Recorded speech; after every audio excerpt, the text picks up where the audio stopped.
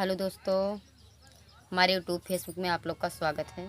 मैं सुमन निषाद आप सबके बीच बहुत ही सुंदर एक कजरी गीत ला रही हूँ, सुनिएगा और बताइए कमेंट में कैसा लगा हमारा कजरी गीत। आप सब हमारा सपोर्ट करें। खेलत गेंद गिरा हो जमुना में, सब जल काला भइले ना। खेलत गेंद गिरा हो जमुना में, सब जल काला भइले ना। सब जल काला भइले ना हो, सब जल काला भइले ना। खेलत गेंद गिरा हो जमुना में, सब जल काला भइले ना।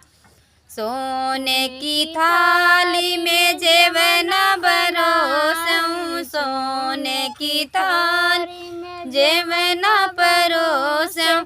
नग जेवै जेवना नागिन बेनिया डोलावै, फंद फुफुकारई पानी में।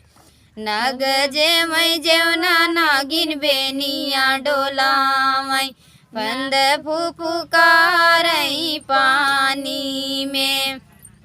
काला बूंद गिरा हो नीरा जल में, सब जल काला भइले ना।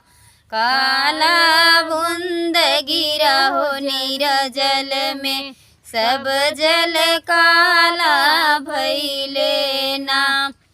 खेलत गेंद गिरा हो जमुना में, सब जल काला भइले ना।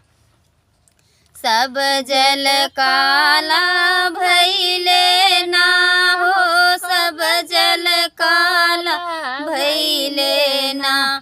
खेलत गेंद गिरा हो जमुना में, सब जल काला भइले ना। झझरे गेड़ुआ गंगा जल पानी, झझरे गेड़ुआ गंगा जल पानी। नग घोटै गेड़ुआ नागिन बेनिया डोलावै, फंद फुफुकारई पानी में।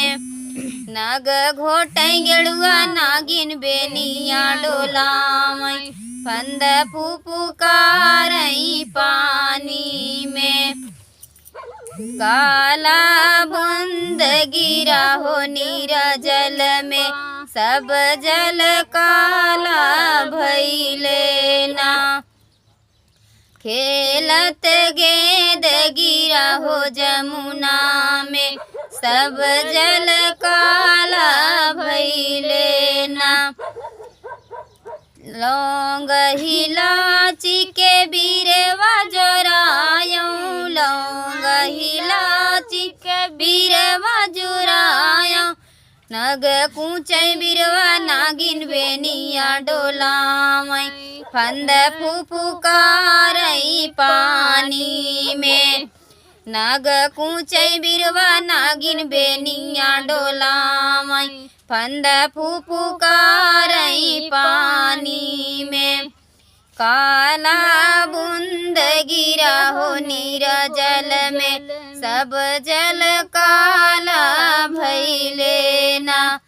खेलत गेंद गिरा हो जमुना में, सब जल काला भइले ना। सब जल काला भइले ना हो, सब जल काला भइले ना। खेलत गेंद गिरा हो जमुना में, सब जल काला भइले ना। खेलत गेंद गिरा हो जमुना में, सब जल काला भइले ना।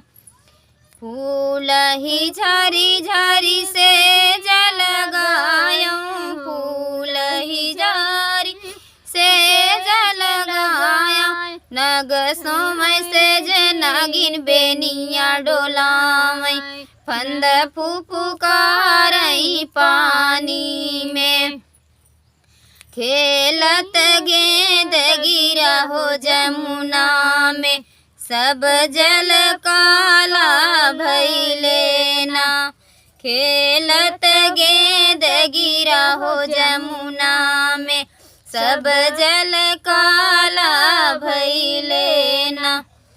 कैसा लगा हमारा कजरी आप लोग ज़रूर बताएं और हमारे चैनल को सब्सक्राइब करें, फेसबुक को फॉलो करें।